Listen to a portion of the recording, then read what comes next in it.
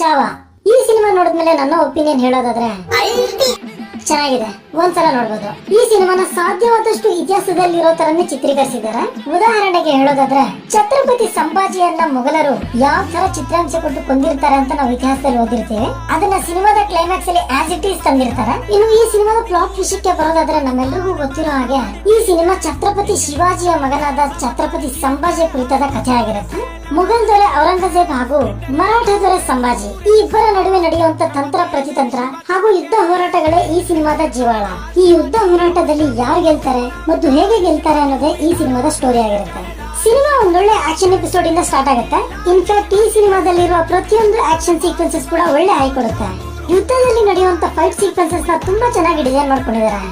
ಈ ಸಿನಿಮಾದಲ್ಲಿ ಬರುವಂತ ಹಿಂದೂ ಸ್ವರಾಜ್ಯ ಕುರಿತಾದ ಡೈಲಾಗ್ಸ್ ಕೇಳಿದಾಗ ಥಿಯೇಟರ್ ಅಲ್ಲಿರೋ ಪ್ರತಿಯೊಬ್ಬರಿಗೂ ಗೂಸ್ ಬಂಪ್ಸ್ ಬರೋದ್ ಗ್ಯಾರಂಟಿ. ಆ ಕಾಲದಲ್ಲಿ ಇದ್ದಂತ ಜನರು ಮೊಘಲರ ಆಡಳಿತದಲ್ಲಿ ಎಷ್ಟೆಲ್ಲ ಕಷ್ಟ ಅನುಭವಿಸ್ತಿದ್ರು, ಮೊಘಲರ ಕ್ರೌರ್ಯ ಯಾವ ತರ ಇತ್ತು ಅನ್ನೋದನ್ನ ಈ ಸಿನಿಮಾದಲ್ಲಿ ತುಂಬಾ ಚೆನ್ನಾಗಿ ತೋರಿಸಿದ್ದಾರೆ.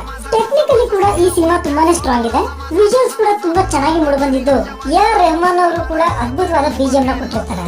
ಇವರ ಬಿಜಿಎಂ ಈ ಸಿನಿಮಾದಲ್ಲಿನ ಸಾಕಷ್ಟು ದೃಶ್ಯಗಳನ್ನ ಎಲಿವೇಟ್ ಮಾಡಿರುತ್ತಾರೆ. ಸಿನಿಮಾಟೋಗ್ರಫಿ ಕೂಡ ಚೆನ್ನಾಗಿದ್ದು ನಮ್ಮನ್ನ ಆ ಒಂದು ಕಾಲಘಟ್ಟಕ್ಕೆ ಕರ್ಕೊಂಡು ಹೋಗುವಲ್ಲಿ ಯಶಸ್ವಿಯಾಗಿರುತ್ತೆ. ಸಿನಿಮಾದಲ್ಲಿ ವಿಕ್ಕಿ ಕೌಶಲ್ ಅವರಿಗೆ ಸಾಕಷ್ಟು ಹೀರೋಯಿಕ್ ಮೂವ್ಮೆಂಟ್ಸ್ ಇದ್ದು ಸಿನಿಮಾದ ಬಿಗಿನಿಂಗ್ ನಲ್ಲಿ ಬರುವಂತ ಸಿಂಹದ ಜೊತೆಗಿನ ಫೈಟಿಂಗ್ ಈ ಸಿನಿಮಾದ ಒನ್ ಆಫ್ ದ ಹೈಲೈಟ್ ಆಗಿರುತ್ತೆ. ಸಂಜು ಸಿನಿಮಾದಲ್ಲಿನ ಇವರ ಆಕ್ಟಿಂಗ್ ನೋಡಿ ನಾನು ತುಂಬಾನೇ ಇಷ್ಟಪಟ್ಟಿದ್ದೆ. ಈ ಸಿನಿಮಾದಲ್ಲಿನ ಇವರ ಪರ್ಫಾರ್ಮೆನ್ಸ್ ಇವರ ಕೆರಿಯರ್ ಬೆಸ್ಟ್ ಅಂದ್ರೆ ತಪ್ಪಾಗಲ್ಲ, ಅಷ್ಟು ಚೆನ್ನಾಗಿ ಆಕ್ಟ್ ಮಾಡಿದ್ದಾರೆ.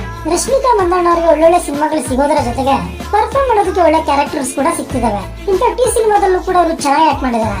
ನೀವೇನೇ ಹೇಳಿ ರಶ್ಮಿಕಾ ಅವರ acting performance day by day improve ಆಗ್ತಾನೆ ಇದೆ. ಇವರಿಬ್ಬರ ಜೊತೆಗೆ ಅಕ್ಷಯ್ ಖನ್ನಾ ಅವ್ರಿಗೂ ಕೂಡ ಒಳ್ಳೆ ರೋಲ್ ಸಿಕ್ಕಿದ್ದು ಈ ಸಿನಿಮಾದಲ್ಲಿ ಇವರು ಔರಂಗಜೇಬನ ಕ್ಯಾರೆಕ್ಟರ್ ಮಾಡಿರ್ತಾರೆ. ಇವರನ್ನ ಹೊರತುಪಡಿಸಿ ಈ ಸಿನಿಮಾದಲ್ಲಿ ಹಲವು ನಟರ ದಂಡೆ ಇದೆ. ಅವರೆಲ್ಲರೂ ಕೂಡ ಅವರ ಕ್ಯಾರೆಕ್ಟರ್ ಗೆ ಜಸ್ಟಿಸ್ ಕೊಟ್ಟಿದ್ದಾರೆ. ನಮ್ಮ ಕನ್ನಡದ under rated actor Balaji Manohar ಅವ್ರಿಗೂ ಕೂಡ ಈ ಸಿನಿಮಾದಲ್ಲಿ ಒಂದೊಳ್ಳೆ ಪಾತ್ರ ಸಿಕ್ಕಿದ್ದು ಆ ಪಾತ್ರವನ್ನ ಅವರು ಅಚ್ಚುಕಟ್ಟಾಗಿ ನಿಭಾಯಿಸಿದ್ದಾರೆ. ಈ ಸಿನಿಮಾದಲ್ಲಿ ಹೇಳ್ಕೊಳ್ಳುವಂತ ದೊಡ್ಡ ನೆಗೆಟಿವ್ಸ್ ಇಲ್ಲದೆ ಇದ್ರೂ ಕೂಡ ಸಿನಿಮಾದಲ್ಲಿನ ಡ್ರಾಮಾ ಹಾಗೂ ಎಮೋಷನ್ ಸ್ವಲ್ಪ ಜಾಸ್ತಿನೇ ಆಯ್ತು ಅನ್ಸುತ್ತೆ. ಸಿನಿಮಾದಲ್ಲಿನ ಡ್ರಾಮಾ ಪ್ರೇಕ್ಷಕನ್ನ ಕನೆಕ್ಟ್ ಮಾಡುವಲ್ಲಿ ಯಶಸ್ವಿ ಆಗ್ಲಿಲ್ಲ. ಈ ಸಿನಿಮಾಗೆ ನಾರ್ತ್ ಅಲ್ಲಿ ಸಿಕ್ಕಾಪಟ್ಟೆ ಕ್ರೇಜ್ ಇದ್ರೂ ಕೂಡ ಸೌತ್ ಅಲ್ಲಿ ಯಾವುದೇ ರೀತಿ ಬರ್ದಿಲ್ಲ. ಈ ಕಾರಣದಿಂದನೇ ಏನೋ ಈ ಸಿನಿಮಾನ ಇವರು ಕೇವಲ ಹಿಂದಿ ಭಾಷೆಯಲ್ಲಿ ಮಾತ್ರ ರಿಲೀಸ್ ಮಾಡಿದ್ದಾರೆ. ಸಿನಿಮಾದಲ್ಲಿ ಯಾವುದೇ ರೀತಿ ಅಡಲ್ಟ್ ಕಂಟೆಂಟ್ ಇರಲ್ಲ. ಆದ್ರೆ ಕ್ಲೈಮ್ಯಾಕ್ಸ್ ಅಲ್ಲಿ ಸಂಭಾಜಿಗೆ ಕೊಡುವಂತ ಚಿತ್ರಹಿಂಸೆನ ನೋಡೋದಕ್ಕೆ ಸ್ವಲ್ಪ ಕಷ್ಟ ಆಗುತ್ತೆ.